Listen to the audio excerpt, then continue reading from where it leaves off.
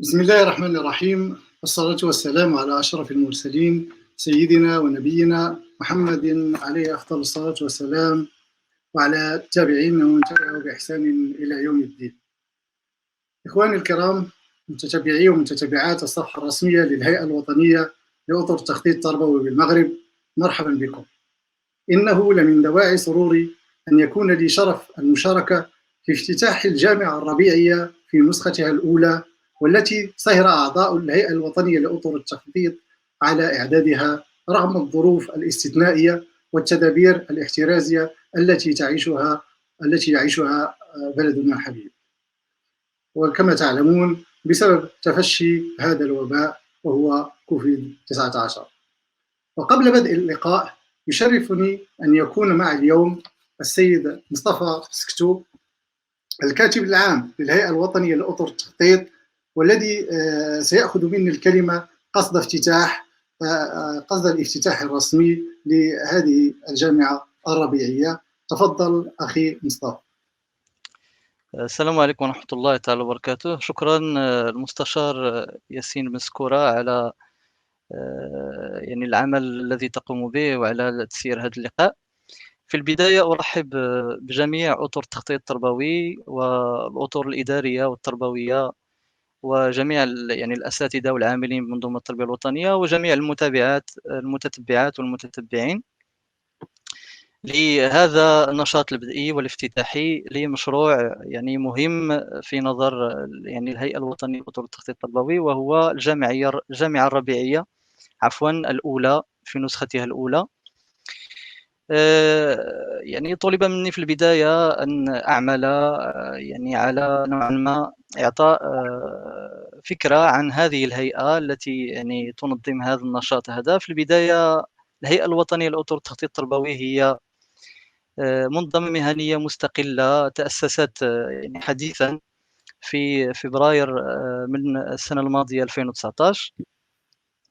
هي هيئة يعني تشتغل في مجال التربية والتكوين ومتخصصة بالخصوص في مجال التخطيط التربوي، وهدفها نوعا ما المركزي وهي خلق يعني شبكة وطنية للكفاءات والخبرات في مجال التخطيط التربوي من أجل الاشتغال وتبادل الخبرات والعمل على مشاريع من هذا القبيل التي تعود بالنفع على أطرنا أطر التخطيط التربوي وكذلك على منظومة التربية والتكوين بشكل عام. يعني الهيئة منذ تأسيسها يعني حاولت في البداية أن تشتغل على مجموعة مشاريع لترتيب بيتها الداخلي ولضبط هيكلتها الداخلية، كذلك ضبط هويتها الاستراتيجية وأهدافها الاستراتيجية كذلك. ولكن بعد ذلك يعني عملنا على أن نشتغل على مجموعة من المشاريع التي نراها لديها راهنيتها ولديها منفعتها على المنظومة وعلى الوطن بشكل عام في شقه التربوي والتكويني، من قبيل يعني ما تم الاشتغال عليه مؤخرا. يعني كما تابع الجميع قد أصدرنا تصورا لاستكمال الموسم الدراسي يعني كمساهمة منا يعني بالنظر إلى خبرتنا في المجال لنعطي تصورا متكاملا لاستكمال الموسم الدراسي يمكن أن الوزارة الوصية يعني تستأنس به. لذلك كما يعني اشتغلنا على مجموعة من المشاريع التي يعني تقوم بالأساس تزكية و التعريف بإطار التخطيط التربوي مركز التوجيه والتخطيط التربوي الذي يعني صدر عنها الأطر جميعا. من قبيل ذلك هو يعني إرسال رسالة رسمية للسيد وزير التربية الوطنية ثم كذلك للسيد الكاتب العام والسيد مدير الموارد البشرية وغيرهم من أجل يعني التعريف أكثر بهذا الإطار الذي يعني لديه قيمته في منظومة التربية والتكوين والذي يحتاج إلى التفاتة مهمة من أجل يعني إقحامه و يعني إشراكه في كل العمليات وفي كل التصورات التي يمكن يعني الوزارة أن تكون تشتغل عليه.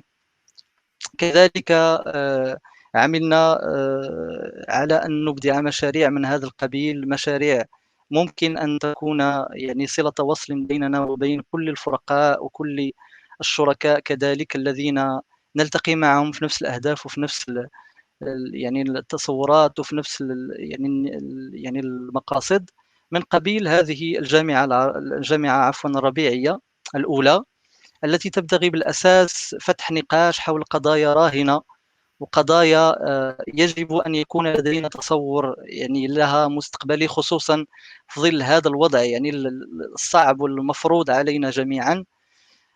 وكان اقتراح هذا الشكل الذي إن شاء الله سنبدأ به في الجامعة الربيعية في نسختها الأولى.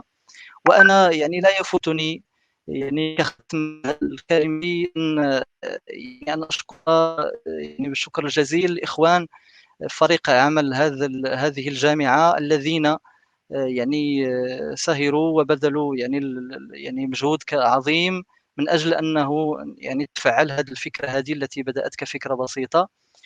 وكذلك أحييهم على التوفيق في اختيار يعني المتدخل الذي سيفتتح إن شاء الله ستفتتح مداخلته هذا النشاط، وهي الدكتورة ليلى المرجاني، التي نكن لها جميعا كأطر تخطيط وتوجيه يعني وأطر يعني يشتغلون بمنظومة التربية والتكوين كل التقدير والاحترام لمكانتها العلمية والمهنية التي يعني لا تحتاج لتعريف ولا وصف. ويعني على بركة الله إن شاء الله نبتدئ هذه الجامعة، وهناك إن شاء الله برنامج واعد يعني وضعه الإخوان إن شاء الله سيستفيد منه الجميع. يعني نتمنى أن تكون أن يعني يقبل الجميع على هذه الجامعة وأن يتابعوا موادها إن شاء الله ويستفيدوا من مضامينها. وشكرا. شكرا سيدي. شكرا سيد الكاتب العام السيد المستشار مصطفى سكتو، وشكرا على هذه الكلمة الافتتاحية، وشكرا على تشريفكم افتتاح هذه الجامعة الربيعية. شكرا جزيلا لك. مما لا شك فيه إخواني هو أن العالم يعيش فترة استثنائية في تاريخه، والتي ستحدث كثيرا من التغييرات في ترتيب أولويات وسياسات الكثير من الدول والمجتمعات، الشيء الذي يدفعنا إلى طرح مجموعة من التساؤلات كل من موقعه وفي تخصصه حول المستقبل. وبما أن دورنا كمستشارين في التخطيط التربوي هو وضع خريطة استشرافية مستقبلية للوضع التربوي في السنوات المقبلة، كان من الضروري في هذه الظروف أن نبحث عن مسارات تفكير جديدة تجعلنا نتأقلم مع هذه الإكراهات، وذلك بوضع سيناريوهات وبناء استراتيجيات جديدة في التخطيط التربوي وقت الأزمات.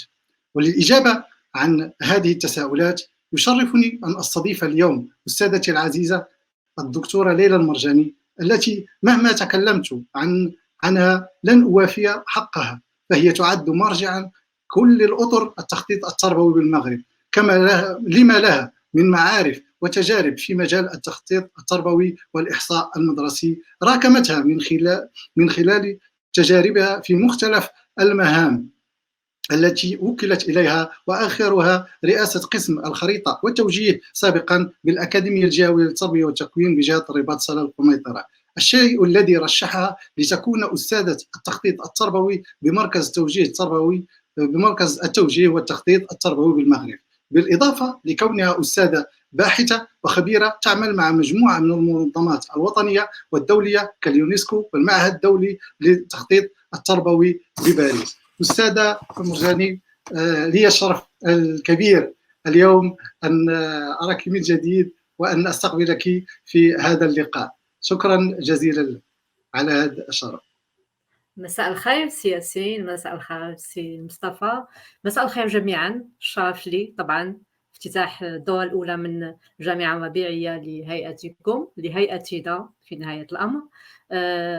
طبعا لم أتردد في قبول دعوتكم، لأن لي شرف أن أشتغل مع ثلة من الشباب، رغم أنكم متخرجون ليس لكم خبرة طويلة، ولكنكم أبنتم عن روح المبادرة، عن الحماس، عن روح التضامن، وعن روح المسؤولية في جهاز كجهاز التخطيط التربوي بالمغرب الذي له تاريخ طويل وتاريخه يستمده من مركز التوجيه والتخطيط التربوي الذي هو المركز الوحيد على صعيد الوطن العربي، على صعيد قارة إفريقيا في مجال التخطيط التربوي، وأطره أبان عن جدارة وعن مسؤولية في عدة مناصب مسؤولية من المؤسسة التعليمية إلى دهاليز وزارة التربية الوطنية. شكرا للاستضافة. شكرا لك أستاذتي. إذن كما قلت في المقدمة، فهذا الوضع كان استثنائيا بالفعل، وبالتالي فيجب بلورة طرق جديدة للتفكير في آليات أخرى للتخطيط. إذن نطلب منك تقديم لنا عرض بسيط حول هذه الرؤى وحول هذه المسارات الفكرية الجديدة، وشكرا لك. تفضلي أستاذتي. مرحبا سي ياسين، مرحبا. إذن سأحاول أن أقدم عرضا مختصرا، لن أتعمق فيه كثيرا، ولكن العرض يحاول أن يصبر دهاليز مسارات التفكير في التخطيط التربوي بصفة عامة. إذن أستسمحكم أن يكون عرضي باللغة الفرنسية، ولكن ستشوبه طبعا كلامي باللغة العربية حتى نكون دائما في احترام لا دواليتي دي لونغ في مجال التخطيط التربوي بالمغرب. إذا نبدأ على بركة الله. إذا طبعا عنونت هذا العرض ب piste de réflexion pour la planification de l'éducation après le Covid-19. Donc mon intervention, elle va porter sur deux parties essentielles. La première partie portera sur les pistes, quelques pistes pour capitaliser l'expérience d'enseignement à distance. Nous l'avons tous vécu en tant que parents, en tant qu'enseignants, en tant qu'association et en tant que responsables des établissements scolaires, responsables au niveau du ministère et même dans les familles. Donc, quelle piste pour avoir une meilleure équité et égalité des chances? Et puis, la deuxième partie de mon intervention portera sur les pistes de réflexion afin de permettre d'avoir une meilleure efficacité et efficience de la planification de l'éducation face à ce changement brusque et face à ce qui va suivre par la suite après le Covid, après le confinement, parce que beaucoup de donnes vont changer de toute façon à l'échelle nationale ou même à l'échelle mondiale. Et cette réflexion nous est imposée à tous. Donc, tout d'abord, quelques données sur l'éducation au Maroc face au confinement sanitaire. Donc, au Maroc, plus de 7 millions d'élèves, de stagiaires, je n'ai pas comptabilisé ici les étudiants, ne poursuivent plus de cours présentiels depuis le 16 mars. Une décision expresse par le ministère de la continuité pédagogique en ligne selon des plateformes, selon des outils de nouvelles technologies qui nécessitent une connexion honnête bien sûr, des classes virtuelles liées à Massa. Plusieurs chaînes de télévision et chaînes radio locales se sont investies dans la diffusion des cours à tous les niveaux. Donc déjà une dynamique malgré ce changement brusque du mode d'enseignement. La priorité au début a été donnée aux premières bacs, donc et après on est allé dans le sens de la généralisation à tous les niveaux. Généralisation entre parenthèses, bien sûr. Nous savons tous que ce n'est pas réellement une généralisation, parce que ça ne touche pas tous les élèves, ni tous les établissements, ni tous les étudiants, malheureusement. La dynamique qu'on a ressentie à travers les réseaux sociaux, à travers les plateformes, il y avait une dynamique, une adhésion de plusieurs cadres pédagogiques administratifs qui ont accumulé une expérience en matière de production numérique grâce aux formations continues, ou grâce du ministère, ou bien grâce à des initiatives personnelles, que ce soit des enseignants, que ce soit des cadres d'orientation aussi qui ont travaillé beaucoup sur l'orientation à distance, puisqu'on est en mars, avril, c'est une période d'orientation et pour les élèves et d'information et de candidature pour des concours et ainsi de suite. On a eu des inspecteurs pédagogiques, orientation, planification, et on a eu même des anciens enseignants, que ce soit des enseignants retraités ou bien des enseignants qui ont fait la reconversion vers d'autres cadres par la suite. Donc, cette dynamique, il faut la garder, il faut l'apprécier à sa juste valeur. Et on a eu, en fin de compte, des familles, des parents qui ont été appelés à encadrer l'opération au niveau des foyers pour que l'élève se sente en situation d'études et non en vacances. Donc, à quel prix, de quelle façon, de quelle manière, qui sont les problèmes. Ça aussi, il faut réfléchir beaucoup à ça. Il faut faire de la recherche à ce niveau-là. C'est très récent, mais c'est intéressant à questionner toutes ces dynamiques, toutes ces appréhensions et coopération en même temps. Donc, l'éducation au Maroc face au confinement sanitaire, pour la première fois, à mon avis, pour la première fois, réellement, on a eu un nouveau triangle d'apprentissage qui relie les enseignants, les parents et les élèves. Et je parle de triangle d'apprentissage parce que là, les parents aussi, ils étaient là en cas, bien sûr, au cas des enfants qui ont bénéficié de l'enseignement à distance. Et on va voir comment ça s'est fait. Et c'est pourquoi je me pose la question, mais quelle équité finalement en enseignement à distance, en ce mode de confinement?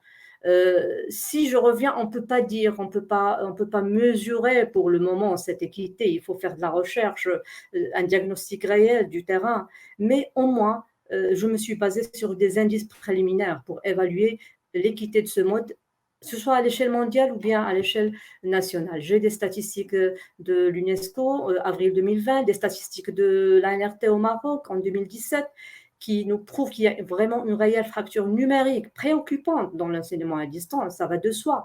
Les chiffres le disent. Donc, au niveau mondial, plus de 1,5 milliard d'élèves, 63 millions d'enseignants touchés par cette perturbation. 50% des apprenants, soit 826 millions, n'ont pas accès à un ordinateur à domicile. Ça, c'est à l'échelle mondiale. 43% n'ont pas Internet à la maison, il n'y a pas de connexion. Alors qu'au niveau national, on est peut-être un peu mieux à la moyenne, je dis bien à la moyenne niveau mondial. Et les planificateurs savent qu'on a beaucoup discuté de cette question de moyenne qui cache les disparités. Donc, 60% des ménages sont équipés en ordinateur ou en tablette, selon la ANRT. 70% des ménages ont accès à Internet. 20% seulement des individus ont un ordinateur ou une tablette. Donc, lorsqu'on voit l'accès à Internet qui est à 70% et des ménages qui ont un ordinateur, mais lorsqu'on parle d'individus, les ménages sont formés d'individus et avoir Internet, ça ne veut pas dire avoir un ordinateur et une tablette. Et le chiffre, le quatrième chiffre, nous explique pourquoi. Parce que 66,5% des ménages connectés à Internet utilisent le mode mobile, c'est-à-dire le téléphone portable comme principal moyen. Et on sait très bien qu'en enseignement à distance, peut-être qu'on a fait l'expérience avec nos enfants, que le téléphone mobile ne se présente pas réellement à la fonction d'enseignement à distance. 50% des ménages avec des enfants de moins de 15 ans ont accès à Internet. Ça veut dire qu'il y a 50% des ménages qui ont des enfants en âge de scolarisation obligatoire au Maroc. Pour le moment, c'est 16 ans. Là, je parle des enfants de moins de 15 ans. Pas moins de 15%, mais moins de 15 ans qui n'ont pas accès à Internet. C'est la moitié quand même. Donc, un dernier constat, c'est que l'utilisation d'Internet de façon quotidienne n'est faite que pour 2 internautes sur 3. Donc déjà, en parlant de 50% des ménages qui ont cette connexion, et 3 internautes sur 10 accèdent à Internet au moins une fois par semaine. Donc les chiffres parlent d'eux-mêmes, je ne vais pas continuer là-dessus. Donc c'est pourquoi j'ai essayé de faire une approche selon une analyse SWOT. C'est une façon d'analyser les forces, les faiblesses qui sont internes au système et les opportunités, les menaces qui sont externes au système et sur lesquelles les planificateurs et les décideurs de planification n'ont pas réellement la main sur ça, mais c'est juste des opportunités et des menaces qui nous viennent de l'extérieur du système éducatif. Et il faut travailler avec les partenaires, les acteurs externes de l'éducation pour pallier à ceci, ou bien pour renforcer les opportunités. Donc, j'ai parlé de points forts, des forces qu'on a un peu collectées face à l'expérience de l'enseignement à distance, mais face aussi à la situation de confinement. Donc, au niveau des points forts ou bien des forces qu'a connu le système éducatif à tous les plans, c'est des expériences institutionnelles, c'est des initiatives individuelles. Tout ça, c'est à canaliser, à capitaliser, que ce soit en termes d'enseignement à distance, bien sûr, ou bien en termes d'orientation à distance. Et là, je tiens à féliciter nos cadres de l'orientation, nos collègues, qui ont eu cette initiative de travailler à distance avec les élèves, en général sur les plateformes ou bien sur les réseaux sociaux surtout. Encouragement des excellences, des innovations, des créations des étudiants. On a vu aussi ça à la télé et sur les réseaux sociaux, des étudiants qui ont pu innover, qui ont un peu accompagné cette crise sanitaire et qui ont été salués, que ce soit à la télé ou ailleurs. Donc, ça fait longtemps qu'on ne voyait pas souvent ça sur nos réseaux sociaux ou bien sur nos télés. Et ça, c'est un point fort. Donc, on revient un peu au fait que l'école, c'est une école de promotion de l'individu et de la société, en fin de compte. Quoi qu'on fasse, quoi qu'on dise. Puis, il y a eu dernièrement un certain partenariat pour l'enseignement de la langue plutôt anglaise au niveau des chaînes TV et au niveau des chaînes radio. Et c'est intéressant. C'est un partenariat signé par le ministre et va permettre aux élèves, aux étudiants, et pourquoi pas à tous ceux qui le veulent, et toutes celles qui le veulent bien sûr, à avoir un enseignement à distance dans une langue étrangère. Et on sait très bien que ce fameux problème de langue et de diversification de langue, il a pris beaucoup de discussions au niveau de l'éducation. Bien sûr, il y aura d'autres points forts, mais j'essaie juste de mettre les plus flagrants, les points forts où tout le monde pourrait se retrouver, mais sûrement, moi, j'encourage tous les planificateurs et tous les auditeurs et spectateurs à travailler sur ça. C'est un outil très intéressant et chacun de nous va donner de son expérience pour l'enrichir. Les points faibles, absence de l'équité, apprentissage, soutien social, examen, enfants à besoins spécifiques, éducation non formelle, enfants migrants. Donc l'équité, il ne touche pas seulement les élèves, entre parenthèses, ordinaires, mais aussi des élèves qui ont d'autres besoins. Qu'est-ce qu'on a fait pour eux? Est-ce qu'il y a réellement un enseignement à distance pour eux? Sans parler bien sûr des enfants du monde rural, des enfants dans les régions enclavées, ceux qui n'ont pas la connexion, ceux qui n'ont pas les PC, les tablettes et ainsi de suite. Le soutien social. Donc on avait des enfants qui étaient dans les cantines, qui étaient dans les internats. Donc c'est un fardeau de moins pour les parents, pour les ménages, pour les familles. Et là, ils sont dans leur famille. Est-ce qu'on a fait quelque chose pour eux? Donc on sait très bien qu'une grande partie des élèves qui sont dans les internats et ceux qui bénéficient des cantines, c'est des familles à un niveau socio-économique moyen, sinon faible. L'éducation formelle aussi, les enfants spécifiques, c'est souvent des associations en partenariat avec l'éducation provinciale, avec les AREF, qui travaillent là-dessus. Donc, quel apport on a donné à ces associations, à ces enfants surtout? Est-ce qu'il y a eu une éducation, un enseignement à distance spécifique pour eux? Je reviendrai sur ça par la suite. On a la problématique du retard des chantiers des constructions scolaires. C'est un problème éminent auquel les planificateurs doivent faire face. Ça aussi, on pourra en parler par la suite. Le soutien social, les cantines, donc point d'exclamation ou d'interrogation sur les cantines. On a des denrées, des aliments dans les internats et les cantines. Qu'est-ce qu'on en a fait? Est-ce qu'on a essayé de faire la reconversion de l'utilisation ou non? Donc, il y a beaucoup de choses qui se posent, beaucoup de questions qui se posent. Les stages aussi, c'est une faiblesse. C'est des stages, que ce soit pour les cadres de formation, les professeurs, les cadres de planification, d'orientation. On peut parler aussi des élèves qui sont de la formation professionnelle, des apprenants dans les lycées professionnels, tous ceux qui, en général, ont des stages. Il n'y a pas eu de solution pratique pour tout ça. C'est surtout au niveau externe, donc, ce qui va impacter l'éducation, mais sur lesquelles le système éducatif, le ministère de l'Éducation nationale et tous les organismes qui sont liés, les institutions liées au ministère, ils n'ont pas la main forte sur ça. Donc, on a eu une expérimentation en opportunité d'accompagnement des enfants par les familles. Donc, les familles, les parents, ils se retrouvaient face eux aussi à un écran, à un smartphone, à une tablette avec leur enfant pour gérer l'apprentissage des enfants.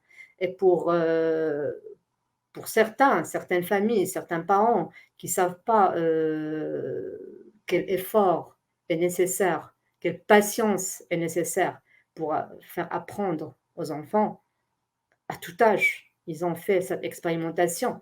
Et ça, c'est une opportunité qu'il faut vraiment saisir.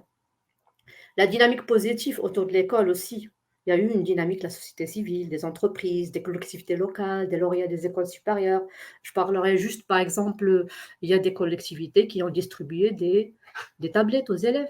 Je sais que dernièrement, HDIDA, je crois, ils ont donné des tablettes pour les enfants, les élèves qui étaient dans les internats.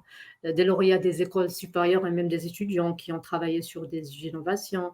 Des lauréats des écoles supérieures qui ont des plateformes sur les réseaux sociaux, ils ont un peu participé à l'information, à l'aide à l'orientation aux élèves pour parler de leur école et répondre à tous les questionnements à ce niveau, en parallèle bien sûr aux conseillers en orientation. Qui eux aussi, je sais, qui vont beaucoup apprécier l'intervention des lauréats des écoles supérieures, des écoles en général, des universités en général, et pas seulement les écoles supérieures. Une opportunité, c'est la première fois qu'il y a un triangle école, enseignant, famille autour de l'élève, et j'en ai parlé déjà. En termes de menaces, ça fait des années qu'on nous parle de l'impact nocif des nouvelles technologies sur la santé des apprenants. Et bien là, avec l'enseignement à distance, personne n'en parle finalement. Donc, qu'en est-il? Qu'en est-il? Il faut se poser la question aussi. Absence ou faiblesse de l'engagement des acteurs économiques, sociaux, politiques et familiaux. Donc, parfois, on a ressenti ça. Au niveau, que ce soit famille, que ce soit acteurs économiques. C'est vrai qu'il y a eu de l'engagement, mais pas assez, à mon sens, pas assez. Il faut travailler surtout à ça. Je parlerai juste, par exemple, au niveau du coût de la connexion. Qu'est-ce qu'on a fait pour les enfants, pour les élèves, pour les familles? Il y a eu aussi des initiatives non canalisées et non surveillées, donc c'est à suivre, c'est à suivre. C'est des initiatives, on ne peut que les remercier, mais c'est à canaliser, à surveiller aussi. Creuser plus les inégalités, ça creuse. Finalement, ça creuse les inégalités, on va voir par la suite. Donc, bien sûr, j'ai dit que cette analyse, c'est à enrichir par la suite par les planificateurs et acteurs de l'éducation. C'est juste un petit goût, un avant-goût, comme on dit, de l'analyse SWOT qu'on connaît tous en tant que planificateur. Donc, moi, je vais établir un peu ma réflexion au niveau éducation sur les objectifs de la vision stratégique qu'on connaît tous.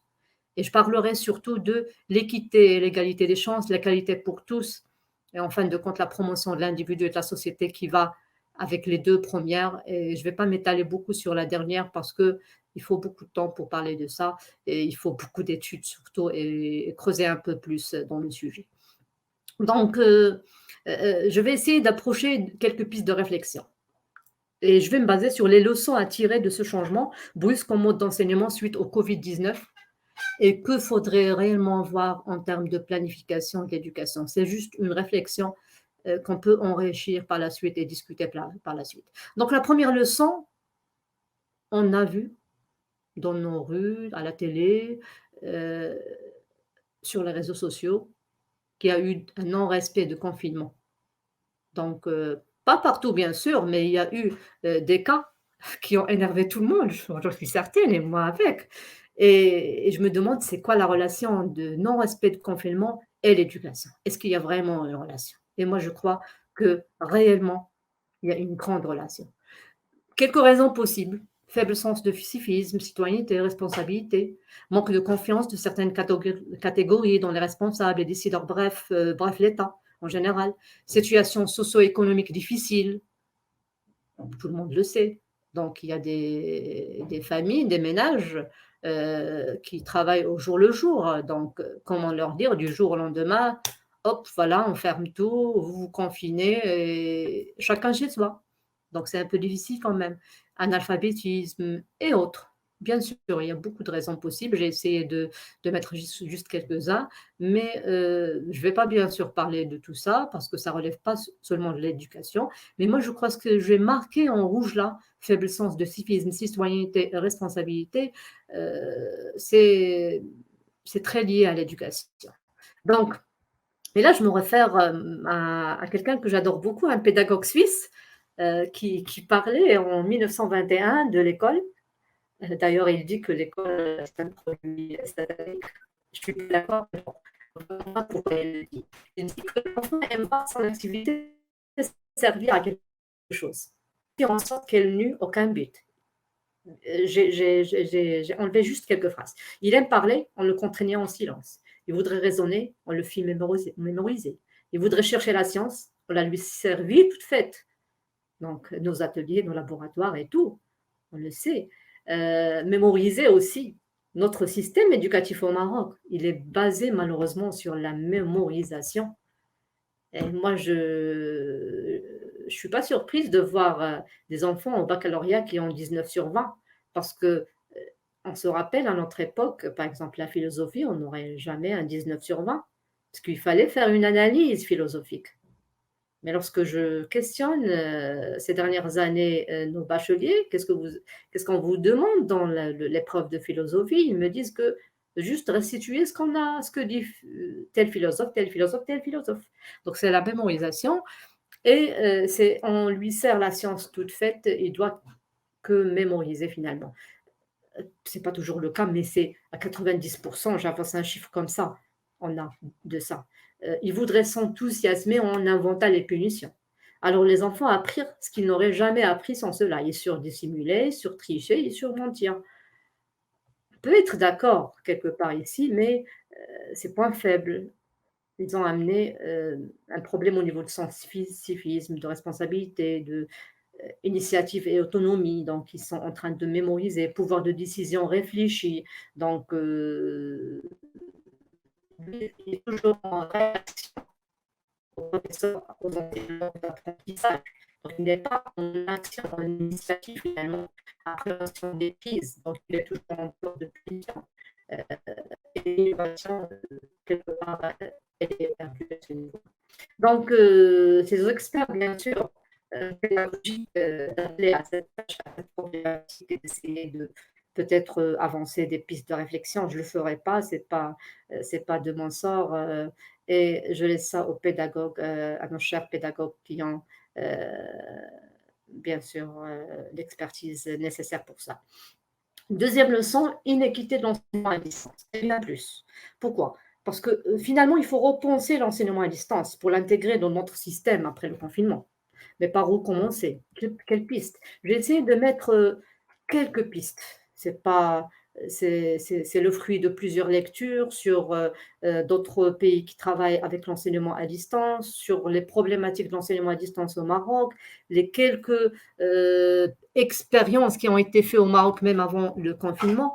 Donc, il faut d'abord, comme piste, il faut réfléchir à beaucoup de pistes. Mais en fin de compte, il faut privilégier certaines pistes seulement pour ne pas éparpiller les efforts. Et là, je tiens à dire une chose. Lorsque je parle de planification ou de planificateur de l'éducation, je ne parle pas de planification scolaire, mais de planification de l'éducation. Donc, on a souvent cette manie de confondre les deux. Je vais en parler par la suite, pourquoi je fais toujours cette distinction. Et c'est une remarque, c'est une chose que je dis toujours à mes étudiants en COP. Donc, capitaliser les initiatives et encourager les innovants adhérents à cette expérience, améliorer la connectivité des réseaux dans les régions enclavées. Donc, un jour ou l'autre, on aura besoin d'enseigner à distance. Et les élèves dans les régions enclavées sont toujours là. Donc, il faut penser à ça. Gouvernance de l'océan numérique, de matériel non accrédité par le ministère ou par des institutions crédibles. Donc, il y a beaucoup d'initiatives. Un océan, j'appelle ça, mais il faut essayer un peu d'accréditer, de mettre des normes et ainsi de suite. Réglementation des fournisseurs d'apprentissage numérique pour garantir le respect des règles de la gestion et l'utilisation des données personnelles, que ce soit des données personnelles des enfants, des apprenants ou bien des enseignants. Finir avec l'éducation nationale uniforme pour tous, ça c'est une grande faiblesse à mon avis et à mon humble expérience au niveau du système éducatif marocain. On a une éducation nationale uniforme pour tous. N'importe où ils soient, à quel niveau ils soient, ils ont toujours le même programme, la même façon didactique, les mêmes normes des établissements scolaires, la même formation des enseignants et ainsi de suite. Et même lorsqu'on parle de, par exemple, école inclusive, on parle d'éducation pour ou la scolarisation pour les enfants à besoins spécifiques, donc de quelle façon? Et quels enfants à besoins spécifiques? Est-ce que est-ce qu'à tous les niveaux de besoins spécifiques, de handicap, ils ont cette chance d'intégrer l'école? Non, non, je dis non. Mais bon, c'est à creuser, c'est à réfléchir sur ça aussi. Moi, à mon avis, chaque thème ici demande un exposé à part, un travail à part, un travail de terrain réel à part. Intégration de ces méthodes dans la formation initiale et continue des enseignants, donc l'utilisation des technologies dans l'enseignement, mais pas seulement l'utilisation des outils technologiques, tout le monde peut l'utiliser, mais comment manipuler, comment travailler sur l'enseignement à distance. Ce n'est pas la même chose que l'enseignement présentiel. Ce n'est pas 4 heures le matin et 2 heures le soir. Et on a vu ça avec les écoles, certaines écoles où l'enfant, toute la journée, il est devant son écran. Ce n'est pas ça l'enseignement à distance. C'est très fatigant, c'est très nocif à la santé, c'est très stressant pour la famille, ça a un coût aussi, donc il faut parler un peu de ça, il faut réfléchir sur ça. Amener les entreprises et partenaires à consolider les efforts en termes de formation matérielle, coût de connexion. Donc là aussi, lorsque je parle, si je prends juste le coût de connexion, ben, les fournisseurs de télécommunications, qu'est-ce qu'ils ont fait? Moi, je ne sais pas, à mon avis, je peux avancer ça que le premier entreprise ou la première institution, ou le premier organisme qui a profité du confinement, ben, c'est les fournisseurs des services de télécommunications. Donc, il n'y avait pas eu d'initiative dans ce sens. Et ne parlons pas de matériel et ainsi de suite. Sécurisation de l'utilisation de ces outils par les apprenants. Ça aussi, c'est une problématique auquel il faut vraiment penser. Peut-être qu'on devrait penser aussi à une autre piste, c'est la création d'une unité spéciale locale. Et je parle locale, ce n'est pas au niveau ministériel. On a vu qu'au niveau du ministère, au niveau de la DSI, il y a eu un grand effort à ce niveau-là. C'est très louable. C'est des gens qui travaillent toujours avec les outils des nouvelles technologies, qui ont déjà travaillé sur des cours numériques. Donc, ils ont une expérience là-dessus, mais ça reste centralisé. Et lorsque je dis centralisé, je peux vous dire par exemple que le fait d'enseigner le même programme à tout le monde, ça pose problème, que ce soit au niveau des langues, au niveau d'avancement des cours, beaucoup de paramètres entrent là-dedans. Donc, il faut que cette unité spéciale soit locale, au niveau provincial peut-être, qui cible un peu des utilisations qui vont pas seulement dans le sens des enfants, des apprenants normaux, entre parenthèses toujours, mais soutien scolaire, éducation non formelle, handicapés, zones enclavées, manque temporel d'enseignants. Parfois, on a un manque d'enseignants, enseignants, je sais pas, en congé maternel, des enseignants malades et ainsi de suite. Et ça prend parfois jusqu'à 3-4 semaines. Les élèves attendent que l'enseignant soit remplacé. Et on a connu ça dans notre système éducatif pendant des années. Donc, pourquoi ne pas penser à un enseignement à distance de certains cours en attendant qu'on ait accès, que nos élèves ont accès à un enseignant d'une matière quelconque. Donc, finalement, bien sûr, toutes ces solutions, toutes ces pistes de réflexion, il faut adapter ces solutions sur l'environnement familial. repenser le soutien scolaire, social et familial. Parce que lorsque je donne tous ces pistes de réflexion, il faut penser aux familles aussi. Ceux qui ont des familles qui peuvent accompagner, des parents qui peuvent accompagner les enfants dans ce sens, que ce soit en termes de, comment dire ça, de niveau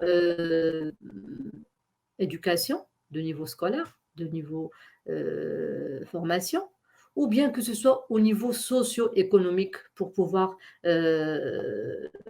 donner à l'enfant tous les outils nécessaires pour profiter de l'enseignement à distance.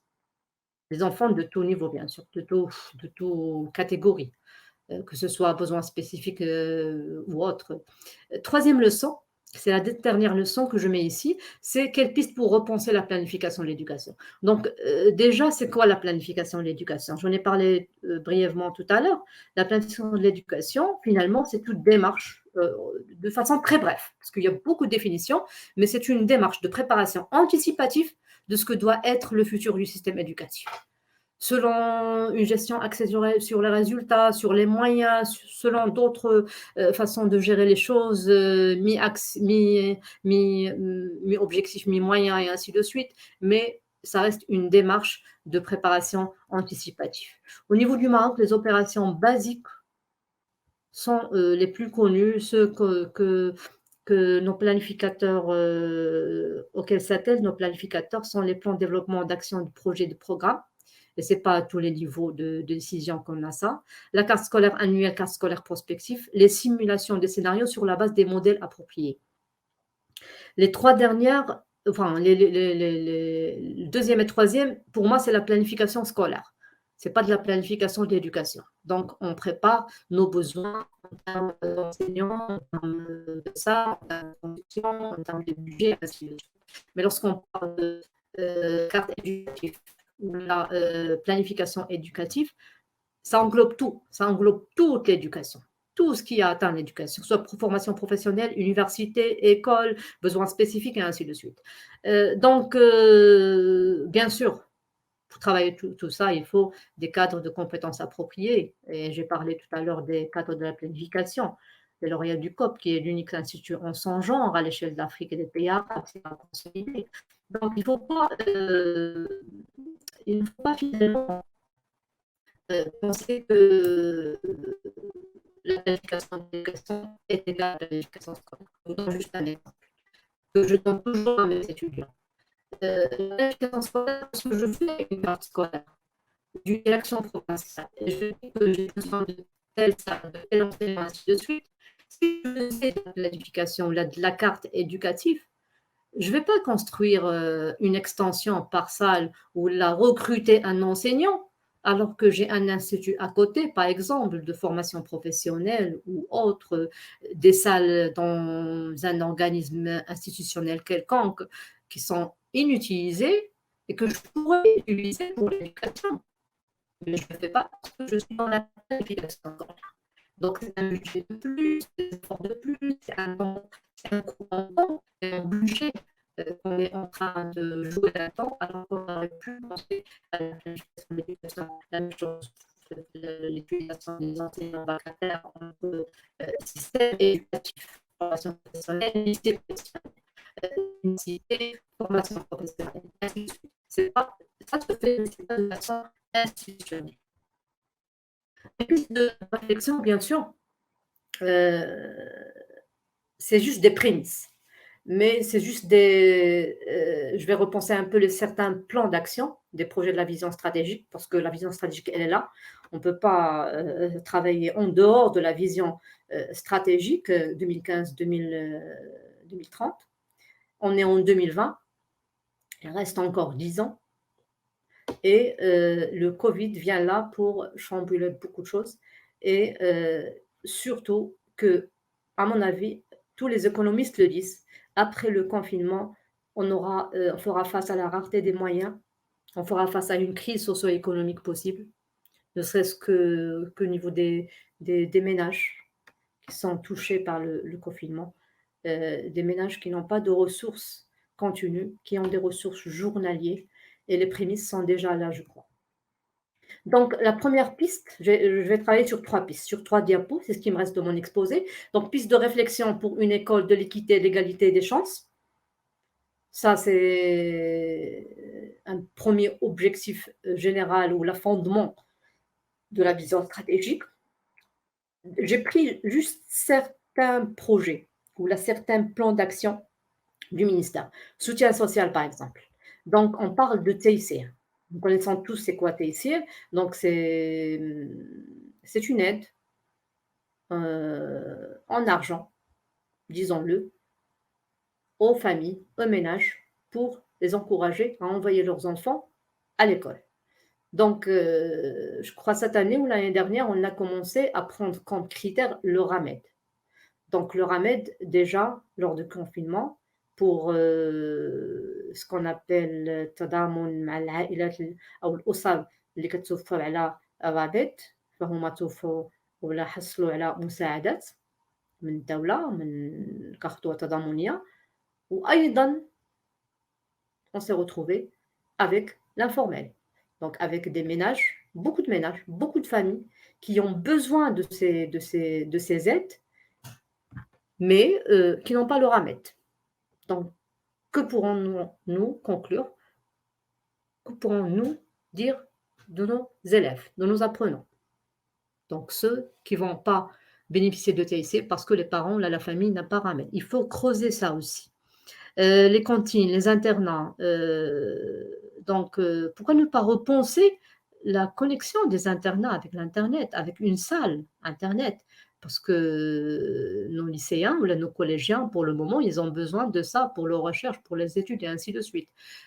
Soutien scolaire, ça pourrait se faire. Ça se faisait il y a des années dans les internats. Maintenant, c'est juste des initiatives. Mais pourquoi pas l'instaurer? Et même si l'enseignant ne peut pas se déplacer, on peut le faire enseignement à distance, que ce soit des enregistrements numériques des cours, des exercices, des solutions, ou bien en interaction directement.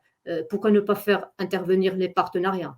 Ainsi, les cantines peut-être deviendraient des salles de partage et nos partenariats de l'éducation externe, que ce soit entreprise ou la fourniture de services et ainsi de suite, ils vont travailler un peu là-dessus et on reviendra à cet internat auparavant qui nous donnait les meilleurs élèves du système éducatif. L'opération de millions de cartables, pourquoi ne pas le repenser? Pourquoi ne pas aller aussi dans peut-être travailler sur les outils didactiques numériques? Ça serait très, très intéressant. Le matériel numérique, pourquoi pas? Déperdition scolaire, ça aussi, pourquoi ne pas penser à l'accompagnement social et suivi psychologique à distance? On sait très bien que le plan d'urgence, par exemple, a amené un projet très intéressant, mais qui n'a pas abouti. C'est les cellules de veille, c'est les centres d'écoute, où on doit y avoir une assistante sociale, un psychologue bénévole ou bien en partenariat avec l'école. Et ça n'a pas été fait parce que malheureusement, au niveau du Maroc, le volontariat, c'est très rare qui adhère à ça. Ce n'est pas dans notre façon de penser, nos habitudes. Mais peut-être que penser ceci, repenser ces cellules et ces centres d'écoute à distance, pourquoi pas? Ça serait très intéressant. Planifier tout ça, réfléchir sur ça, ça serait intéressant à mon avis. Profiter du triangle école, enseignant, famille pour accompagner ses élèves. Donc, garder le contact. Je sais qu'il y a maintenant des classes virtuelles sur Massa. Pourquoi ne pas introduire une interaction enseignant-famille, enseignant-parent? Donc, ce n'est pas juste que les familles, les parents, ils ont un code Massa pour entrer sur le système et consulter les notes de leurs enfants et les remarques des enseignants. S'il y a des remarques des enseignants. Donc, ça aussi, il faut creuser un peu sur ça. Il faut garder ce triangle, à mon avis, un triangle d'or. Si on arrive à garder ce triangle-là pour entourer l'élève, ça serait très intéressant. Et ça, peut-être qu'on va gagner contre la déperdition scolaire qui est un phénomène qui affaiblit beaucoup notre système éducatif. Repenser les écoles communautaires, ça aussi, c'est une belle idée, au niveau du système éducatif, qui est venu avant même le plan d'urgence, mais a été consolidé lors du plan d'urgence et elle est toujours d'actualité. Mais quand peut-on parler d'école communautaire, alors qu'en termes de besoins en ressources humaines, lorsqu'on travaille en tant que planificateur sur l'ouverture de telle école, on a en tant que besoin à exprimer pour les écoles juste le directeur et les enseignants, comme si c'était une école, un établissement, une unité avec son internat, son transport, son cantine et ainsi de suite. Et c'est au directeur de l'établissement, au service de planification et au service des directions provinciales de trouver des partenaires pour accompagner l'école communautaire, pour fournir, je sais pas, le transport scolaire, les ressources humaines pour organiser la vie interne des élèves et ainsi de suite. Donc, c'est une belle idée, mais c'est à creuser là-dedans, à changer tout le concept qui tourne autour, parce que c'est des écoles communautaires dans des régions enclavées souvent.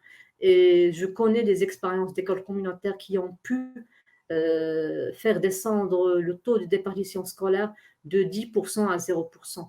Il faut juste aller voir, par exemple, moi je cite ici l'école Bourg-Chemin d'Ormisset qui a eu une réussite parce qu'il y a eu cette solidarité autour de l'école, que ce soit en termes de collectivité locale, de société civile, de directeur d'établissement, d'enseignants, de parents et ainsi de suite.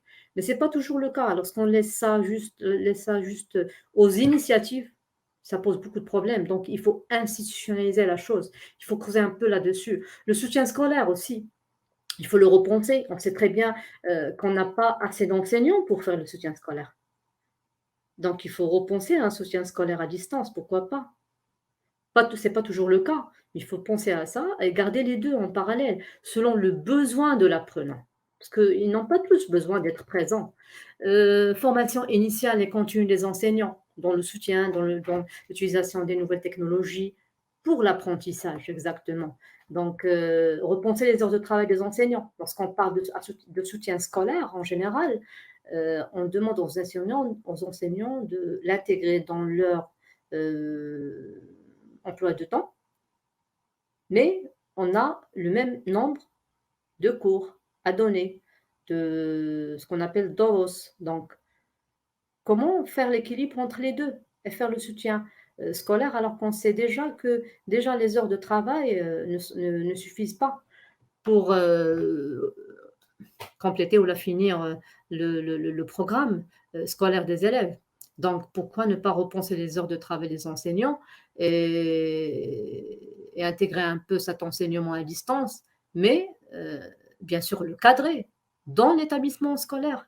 Et ça serait très intéressant pour toucher un peu plus d'élèves et pour pouvoir jongler entre les deux, mais ça va se faire petit à petit, ça va venir petit à petit. Beaucoup de pays ont travaillé sur ça. Il faut juste voir, par exemple, les expériences de la Malaisie, de la Singapour et ainsi de suite. L'école inclusive, j'ai parlé de ça beaucoup, donc je vais passer, c'est présentiel, c'est à distance, donc il faut repenser tout ça. École inclusive, lorsqu'on parle d'inclusif, et on parle par exemple juste de besoins spécifiques, si on vient au texte, finalement c'est des besoins spécifiques précis. Donc, خاص يكون عندهم un handicap اللي ما يكونش عميق, اللي ما يكونش complexe, معقد. Donc, école inclusive, finalement, c'est pas pour tous. Donc, c'est pas une vraie école inclusive. Donc, pourquoi ne pas travailler sur le présentiel et à distance? Ça serait intéressant. Mais bien sûr, tout autour, il faut préparer le terrain, que ce soit en termes d'infrastructures, de matériel, d'enseignants, ainsi de suite. Et on va pouvoir, à un coût plus faible que d'amener tous les enfants à l'école. Intégrer dans les formations des enseignants et des conseillers en orientation. Tout ça. L'école inclusive aussi. Ça, c'est un défi que connaît le Maroc. Et on sait très bien, peut-être qu'il n'y a pas de vraies statistiques sur ça, mais à part les enfants à besoins spécifiques, on a beaucoup de migrants au Maroc. Donc, ceux-là aussi, on les oublie parfois. On leur donne le même programme que celui du programme de l'éducation nationale, uniforme, avec parfois la langue arabe. Donc, il faut repenser tout ça. C'est vrai qu'on est en train d'intégrer la langue française. Je vais y arriver, on en parlera par la suite. Responsabilité publique à repenser, donc préscolaire, éducation non formelle, migrants, handicapés, tout ça c'est en partenariat avec des associations. Et le planificateur ou de l'éducation doit attendre que des associations se manifestent pour pouvoir offrir l'éducation à ces enfants-là, à besoins spécifiques en général. Même le préscolaire, ce n'est pas de besoins spécifiques finalement, mais quand même, on est toujours on parle de généralisation, d'obligation du préscolaire, mais il n'y a pas vraiment réponse à la demande du préscolaire au niveau public. On travaille toujours avec les associations. C'est vrai qu'ils ils enseignent dans les écoles publiques, mais de quelle façon, de quelle manière, avec quelles ressources humaines, avec quelle façon d'enseigner, et ainsi de suite, c'est à repenser, c'est à creuser un peu. C'est une piste de réflexion. Donc, ça, c'est pour deuxième piste pour l'école de qualité pour tous. J'ai établi un peu sur l'enseignement des langues pour tous. Donc, ça aussi, ça fait des années qu'on en parle au niveau du Maroc.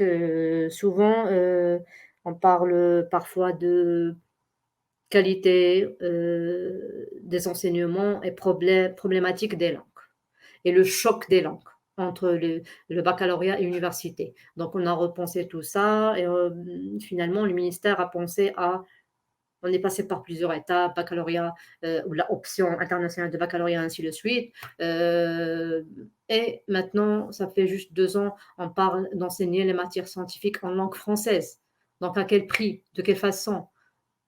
C'est tout ce que parfois, c'est inscrit en massa qu'on enseigne les enfants les physiques, les maths en français, mais en classe, ce n'est pas ça la réalité. Parce que même les enseignants, ils n'ont pas l'aptitude d'enseigner en français, ils ne sont pas formés pour ça. Eux-mêmes, ils ont appris leur matière en arabe. Donc, on a repensé un peu, faut repenser les partenariats gagnant-gagnant, chaîne, TV, radio, ainsi de suite, enseignement à distance, des activités de langue, pourquoi pas des heures de travail présentielles à revoir pour les langues, pourquoi ne pas intégrer l'enseignement à distance aussi, que ce soit lorsque je parle de chaîne, mais je parle aussi de plateforme aussi, c'est très intéressant parce que apprendre la langue, c'est pas seulement faire un cours sur la langue, mais pratiquer la langue. Et ça, c'est une problématique aussi à un autre niveau éducatif, sachant que lorsqu'on parle d'enseigner les maths, peut-être que la plupart des enseignants enseignent les maths en français, mais en arabe. Même parfois, on a des enseignants de français qui sont obligés d'expliquer en arabe. Et ça, c'est une fracture qui reste toujours malgré tout.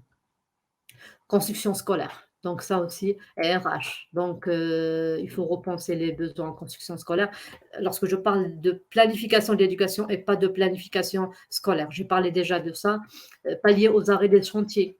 Donc, ces 2 mois, c'est un arrêt de chantier et on sait très bien en tant que planificateur, nous savons tous que arrêter les chantiers en ces moments-là, exactement, c'est là où on a tracé un peu les détails de la rentrée prochaine. Et on se base sur l'avancement des travaux des chantiers de construction scolaire. Et là, on doit revoir tout ça, on doit reprioriser, on doit revoir l'adéquation de l'offre-demande, trouver des solutions sur la carte scolaire et ainsi de suite. C'est tout un travail qui doit se faire. Et même l'ouverture de filières, d'extension de filières, des options, beaucoup de choses, des extensions, des blocs scientifiques et ainsi de suite. C'est à repenser tout ça. Et ça, c'est éminent. Par contre, par rapport aux autres, repenser le besoin et distribution des enseignants, ça aussi. J'étais arrêtée après l'enseignement professionnel, c'est ça? Oui. D'accord. Donc, j'ai parlé du fait que repenser la dualité formation professionnelle lycée. Donc, on a beaucoup d'offres pour la formation professionnelle. Il faut repenser tout ça pour ne pas avoir éparpillé les efforts, les projets, parce que finalement, le lycée professionnel, vous savez qu'il y a une dualité de formation entre les matières académiques et les matières professionnelles. Et les matières professionnelles qui sont enseignées pour les baccalauréats professionnels sont les mêmes, presque les mêmes, pour ceux qui sont dans les centres de formation professionnelle à leur âge. Et ça pose une grande question. Pourquoi pas de réelle coopération à ce niveau-là pour avoir une seule offre éducative? Parce que l'enseignement professionnel, c'est C'est une opportunité pour le Maroc. Il faut un peu la repenser pour avoir plus de peut-être d'engouement vers la formation professionnelle. Et exactement pour l'engouement aussi, il faut en parler des stages et emplois, des partenariats institutionnels avec les entreprises, ne pas laisser ça juste en tant qu'initiative. Encourager les actions au niveau de l'enseignement professionnel en tant que centre de formation professionnelle ou autre, et c'est les partenariats qui vont aller dans ce sens. Et ce volet recherche-action, c'est aussi dans les centres de formation de cadres, que ce soit d'enseignement, de planification, d'orientation et autres. Il faut tabler sur ça. Et la crise sanitaire a démontré qu'on a besoin de recherche-action. Parce que lorsqu'on a eu ce besoin de masques, de matériel de respiration et tout, on a eu des initiatives. Et c'est intéressant d'encourager ça et doter nos universités, aller dans le sens plutôt, dans la recherche de l'action dans nos écoles. L'orientation aussi. Il faut consolider la formation des conseillers en orientation des cadres pour le suivi individuel. Ils sont formés pour ça, mais peut-être on n'a pas assez, enfin peut-être réellement on n'a pas assez de conseillers en orientation. Si on va juste l'indicateur de nombre d'élèves par conseiller en orientation, ça dépasse parfois les 2000 élèves.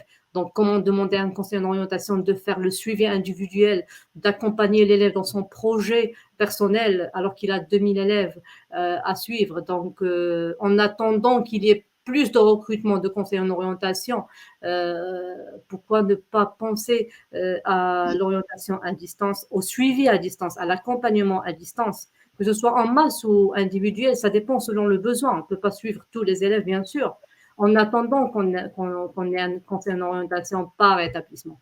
Outiller les centres provinciaux dédiés à l'orientation et les cadres d'orientation en matériel adéquat pour tout ça, aller dans le sens d'une plateforme officielle de l'orientation et de la formation, un centre de ressources qui capitalise les initiatives, qui capitalise les informations, qui aide nos conseillers en orientation dans le suivi d'élèves.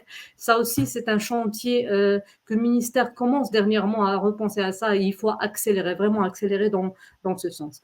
Rendement, moyens didactiques, formation spécifique et ainsi de suite. Donc, ça touche surtout les enseignants. Donc, déjà, on a perdu c'est pas ce qu'on appelle le départ volontaire. Beaucoup d'enseignants expérimentés, que ce soit au niveau de nos établissements scolaires ou bien nos centres de formation.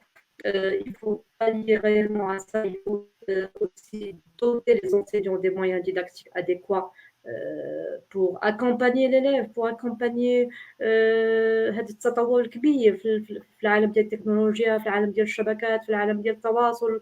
التلميذ كيحس فينالمون بانه كاين شرخ ما بين ما يعيشه في الواقع وما بين المؤسسه التعليميه. Donc il faut entourer l'école et les enseignants de tout ça. Planifier une formation continue ciblée selon le besoin, pas des formations continues de masse. Donc ça aussi, il faut localiser, il faut décentraliser, il faut régionaliser, il faut apprécier les initiatives, il faut aussi capitaliser les initiatives, récompenser le rendement, et dépasser ce problème de l'éducation uniforme. Donc, ces petites réflexions, bien sûr, je les lance comme ça, c'est des réflexions personnelles avec des collègues en discussion, avec des collègues au cours, avec les étudiants au cours, avec des collègues de planification, ainsi de suite, que j'ai essayé de vous présenter. Dernière diapo, c'est des pistes de réflexion sur une école de promotion de la niveau de la société. Je ne vais pas beaucoup parler de ça parce que ça ne relève pas seulement des planificateurs. Ce n'est pas de la planification d'éducation, mais ça rentre vraiment dans la classe. Et ça, c'est par exemple lorsque le ministère parle d'entrepreneuriat et esprit d'initiative dans la vision stratégique. un accompagnement suivi réel des projets innovation des apprenants, un parrainage par les grandes entreprises, par les écoles aussi supérieures, par les universités pour certaines filières, un partage, un échange, un suivi, un accompagnement. Tout ça, c'est à repenser, institutionnaliser la récompense de l'initiative, la création des établissements, et des ressources humaines, pas seulement les élèves, mais pas seulement les enseignants, mais on a des initiatives de cadres de tous bords, que ce soit au niveau de la planification, d'orientation, des inspecteurs, des chefs de service, des personnels des directions provinciales et ainsi de suite. Il y a une panoplie de compétences, d'aptitudes qu'on n'utilise pas parce qu'on est souvent dans la centralisation de l'initiative. Et lorsque l'initiative est locale, elle reste locale, malheureusement. Il faut travailler sur ça aussi. Intégrité de l'école, des valeurs. J'ai pas continué sur ça parce que ça demande encore plus de temps et c'est pas réellement de mes compétences de parler de ça. Donc, je m'arrête de là. Je finirai pas juste une épilogue où j'ai essayé de dire que toutes les pistes de réflexion ne sont qu'un essai personnel pour repenser la planification de l'éducation. C'est à discuter, c'est à examiner, à évaluer, à approfondir. Et j'invite bien sûr tous les acteurs de l'éducation à le faire, et en particulier les cadres de planification et de l'orientation, pour participer dans cette dynamique et cet élan de solidarité que connaît le Maroc. Il ne faut pas perdre cet élan de solidarité, à mon avis. Et voilà, merci de m'avoir écouté. J'étais un peu longue, mais j'espère que ça a été bénéfique quand même. Merci. Merci à vous. Vous avez bien réussi de nous donner cet esprit de réflexion. On Merci. commence à y penser tout de suite. أشكرك جزيل الشكر أستاذتي على هذا العرض القيم الذي وضعنا في سياق شمولي. فلم تتركي شيء إلا تقريبا وذكرتيه، سواء من بداية هذه الجائحة، من التدابير التي اتخذتها الدولة في مجال التربية والتكوين، وقمت بتقييم دقيق لهذه التجربة، وهي تجربة التعليم عن بعد، سواء في المجال الاجتماعي والاقتصادي وحتى التربوي منه. إذن ثم انتقلت إلى العراقيل التي تواجه هذا التحدي وهو التعليم عن بعد، وثم أخيرا إلى ما هي المسارات التي يجب على المستشارين في التخطيط أو لأي شخص، لأن عندما نتكلم عن التخطيط التربوي كما قلت فليس هو التخطيط المدرسي. التخطيط التربوي فيه مجموعة من المتدخلين، ليس فقط المستشارين في التخطيط، فهو مشكل مجتمعي يهتم به جميع فئات المجتمع كيفما كان دورها داخل المجتمع. وفعلا فقد نجحت في أن تولدي لدينا هذا الهاجس التفكير في إيجاد حلول وإيجاد طرق اختلافية، وكذا في إنجاح كل ما كنا قد خططنا له، خاصة في الرؤية الاستراتيجية التي كانت جد إيجابية، وكانت كما نقول بالفرنسية très optimiste، لكن إنزالها على أرض الواقع كان ليس بالطريقة التي كنا نرمي إليها. كذلك دعوتنا إلى إعادة التفكير في بعض المحاور التي تضمها هذه الاستراتيجية حتى يكون تخطيطنا سليما وآخذا بعين الاعتبار الإكراهات المستقبلية التي بدأناها في الحين. فالتعلم عن بعد كنا نذكره يعني من زمن بعيد، وعلى أساس أنه حل مستقبلي، والآن نحن بحاجة إليه بالفعل، وقد قمنا بأجراءته بالفعل. إذن فلا يجب علينا أن نضيع كل هذا المجهود وهذا المستوى الذي وصلنا رغم العراقيل التي تعرف هذا الشق. إذن هناك العديد من الأسئلة تتراكم علينا منذ بداية اللقاء، فالجدير بالذكر أن كل الأشخاص هنا يرحبون بك وهم سعداء جدا للقائك. إذن سوف نختصر بعض الأسئلة حتى لا نجيب عن عنها كلها، لأن فهي أسئلة جد كثيرة.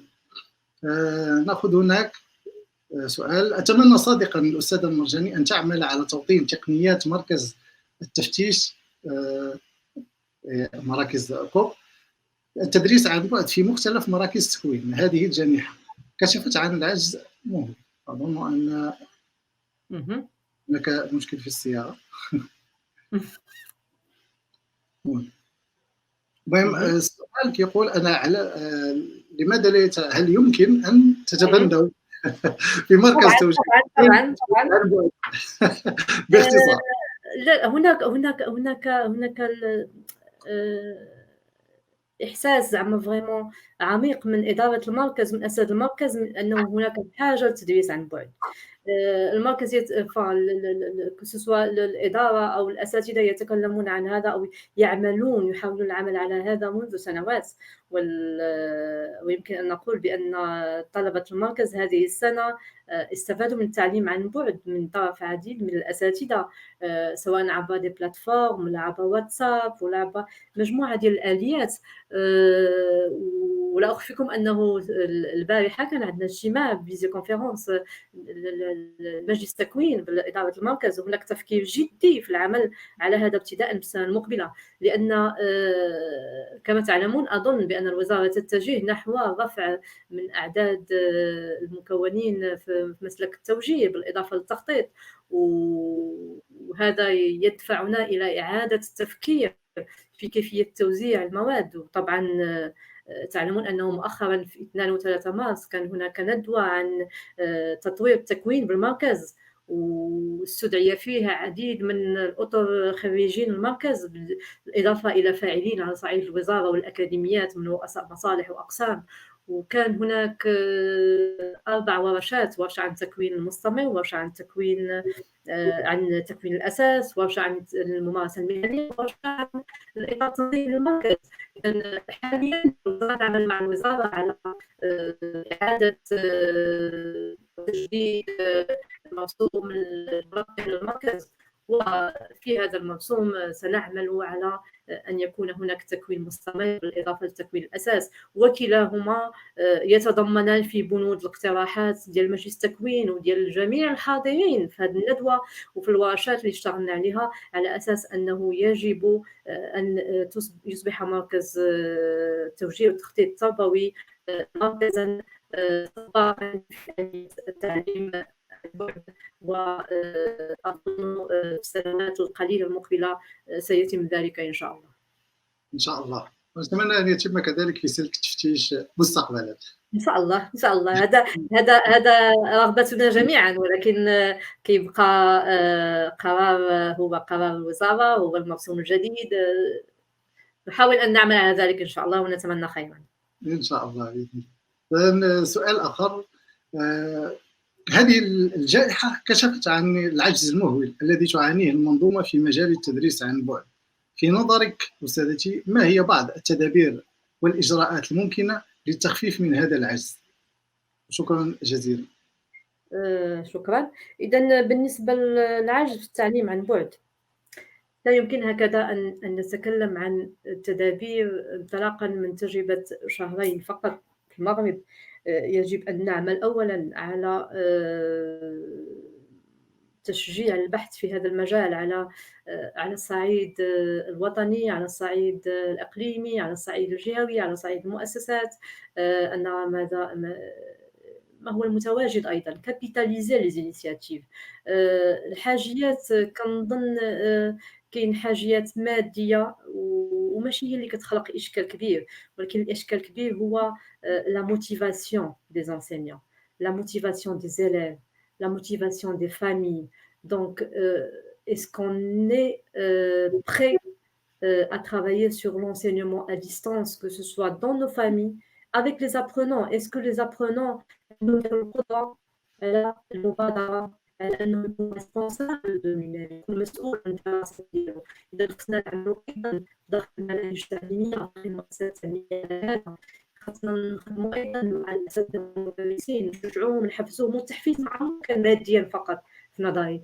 تحفيز، كيمكن يكون معنوي، كيمكن يكون تشجيع، كيمكن يكون توفير ظروف العمل جيدة للأساتذة، تخفيف من الحصص التدريس ديالهم، إعطاء واحد الهاجس ديال واحد الهامش ديال الحرية في طريقة التدريس، في لي ديداكتيك، في لو كونتوني، لو كوريكولوم.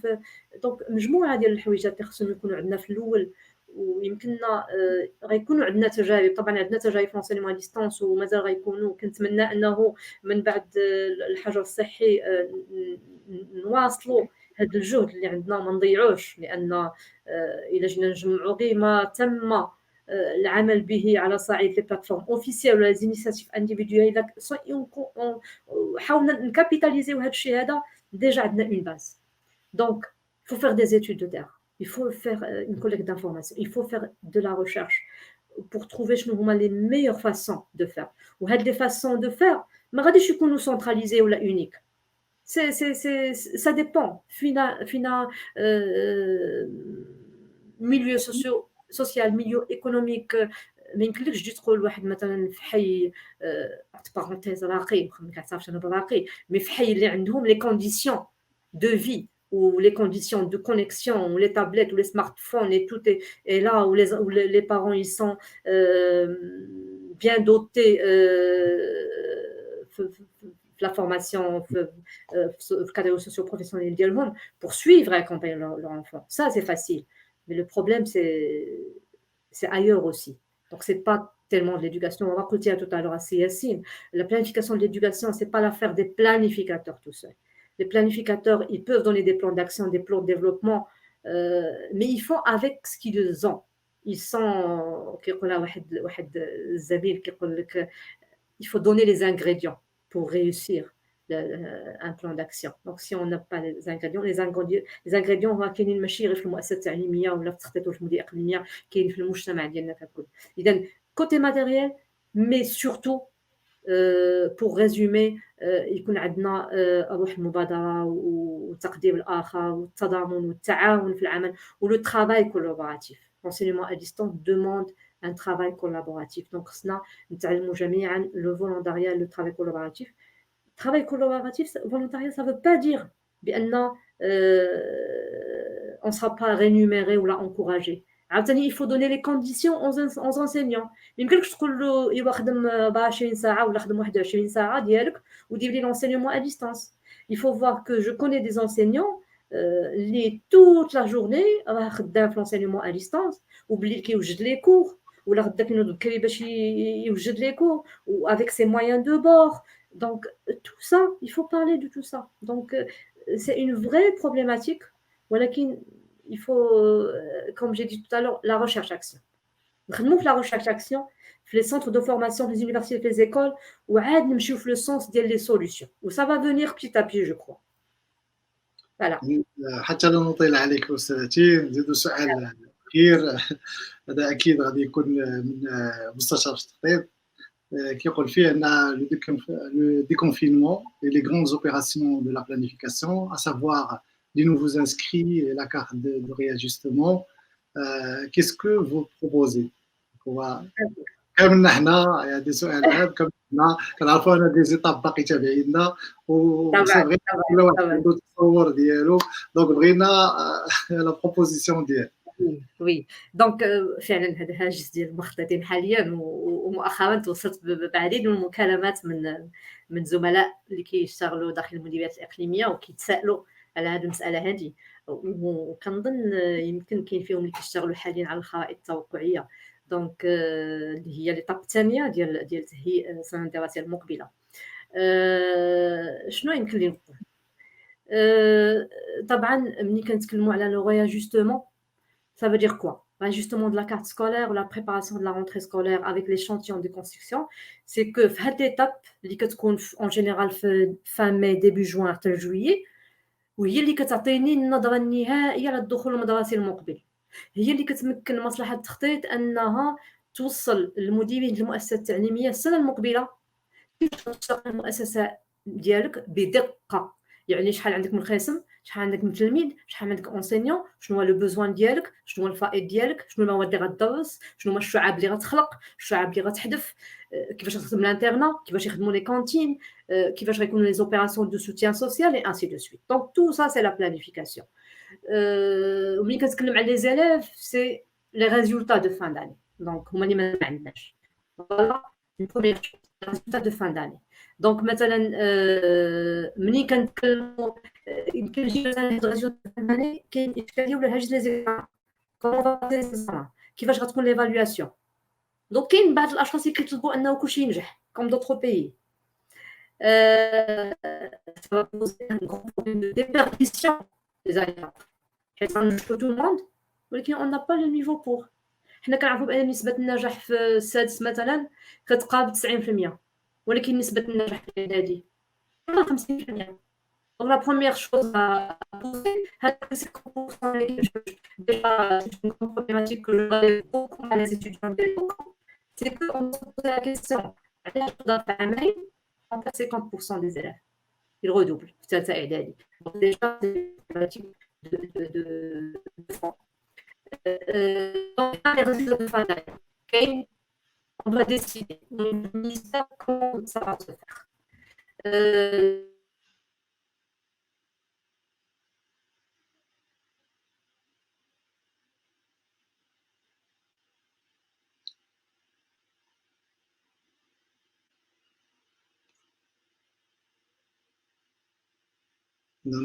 كنظن أن الأستاذة قطع الخط ديالها من جديد.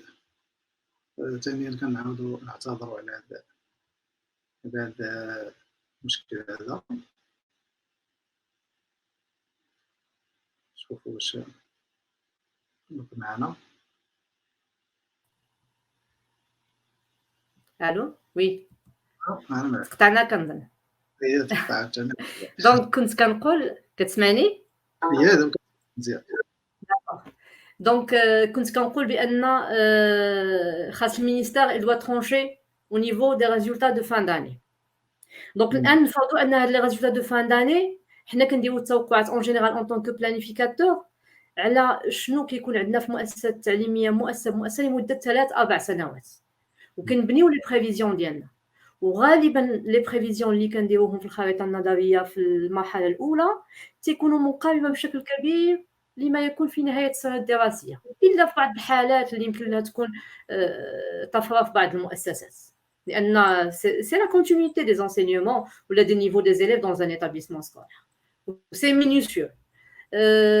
دونك نفرضوا ان الوضعيه بقات عاديه وان النجاح كان بظروف عاديه، دونك لو نومبر ديليف il va pas changer.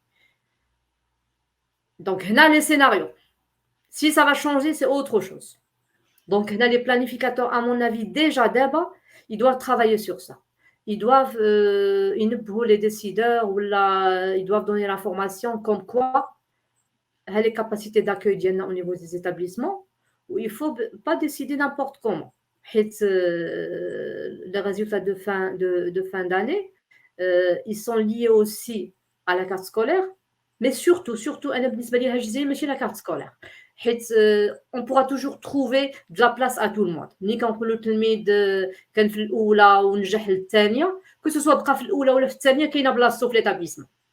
دونك كاين الاستاذ وكاين المقعد، سي با سا لو سوسي داكور، مي لو سوسي ديالنا هو لا ديبيرديسيون سكولير، حيت ملي كنتكلم مع كارت سكولير فيها حتى ديبيرديسيون سكولير. المساله الثانيه لي كونستركسيون سكولير. دونك الكونستركسيون سكولير عندنا اري دي شانتي. دونك كما قلت للعدد ديال الزملاء هو انه اون دوا ريبريوريزي. غادي نشوفوا لا بريوريزاسيون ديال لي كونستركسيون سكولير اللي اعتمدناهم السنه المقبله. الا كنا مثلا السنه المقبله غنفتحوا 4 ديال الثانويه التاهيليه، بعد الاعداديات، 2 ديال الابتدائيات مثلا مدرسه جماعاتيه، ولقينا بان كاين ان اري دو شانتي. نفرضوا انه في جوان باغ اكزومبل ولا جويي on reprend les travaux des constructions scolaires. Bien sûr, les chantiers ما غيوجدوش في 2 mois. Mais là كيولي un travail de concertation ما بين les entrepreneurs، ما بين les services ديال construction scolaire، les services de planification. On repriorise. كنشوفوا شنو هما les établissements اللي on a vraiment un besoin éminent ليهم. إلا ما تفتحوش غيوليو عندنا 60-70 في القسم. اولا دي زيكستنسيون اولا دي انترنات ونشوفوا لي زيتابليسمون اللي حنا اون بوزوان ديل ولا دو في لاني بروشين لان بغينا ما يكونش عندنا اكسيداد بغينا ليكستنسيون دو فيليير باسكو بارفوا كنديروا دي زيكستنسيون باش نزيدوا دي فيليير بروفيسيونيل اولا فيليير سبيسيفيك اولا في دي زيكستنسيون دانترنا دونك كاينين دي كا اللي on peut pallier on peut trouver toujours des solutions qui مثلا des extensions ولا des établissements qui يشرحوا الكلام نقضوا الكلام ديال المؤسسه راه عنده مسافه جهه 6 كيلومتر ولا 7 كيلومتر ولكن حنا بنينا له وحده 1 كيلومتر و 2 كيلومتر و 3 كيلومتر دونك يمكننا ونشوف البريوريزاسيون اللي ils ont besoin de l'orientation يدوزوا من الكوليج للليسي وما عندهمش فين يمشيو ils ont besoin de الليسي او المؤسسه 70% دونك سي سا c'est la priorisation des besoins d'IENA. Ils sont liés les examens, ils sont liés les résultats des évaluations, ils sont liés aux constructions scolaires ou dernière chose, ils sont liés aux ressources humaines. Donc heureusement qu'هذا العام عندنا le recrutement ديال الأساتذة الموظفين الأكاديميات qui a été fait, ils sont en formation.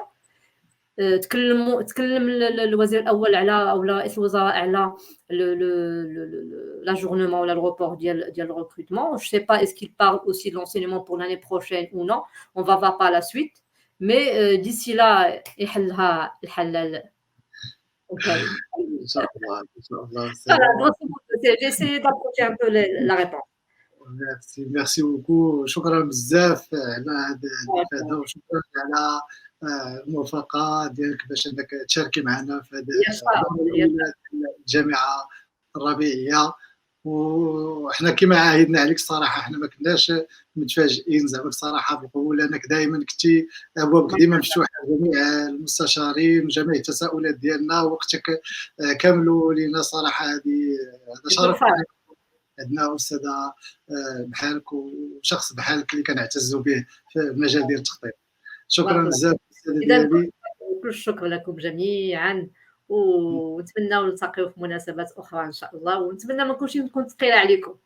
لا بالعكس الوقت كله افاده، وبالعكس حنا بغينا هذه اللقاءات تسدد، لان فعلا فتحتي محاور نقاشات عده في خلال العرض ديالك، ما كرهناش اننا نجزئوها كمحاور ونعاودوا نصادفوك ان شاء الله مره اخرى، وتعاودي كل مره تغنينا بشويه بشويه، لان حنا محتاجين فعلا لهذا التكوين المستمر، وان شاء الله نتمنوا اننا نفعلوا هذا التكوين عن بعد معاه ونبقاو ديما الله. avec plaisir. شكرا جزيلا وليله سعيده. بارك الله فيك. تحيه طيبه للجميع. شكرا. مبروك استاذه. شكرا. بارك الله فيك سيدي. بارك الله فيك. إذا إخواني أخواتي، نصل إلى نهاية اللقاء الأول من الجامعة الربيعية. نتمنى أن يكون هذا اللقاء قد نال إعجابكم، ولنا لقاءات أخرى إن شاء الله مع ضيوف إن شاء الله في نفس مستوى الأستاذة ليلى المرجاني، الدكتورة وأستاذة التخطيط في المركز الجهوي، مركز التوجيه والتخطيط. إذن شكرا لكم وليلة سعيدة. السلام عليكم ورحمة الله تعالى وبركاته.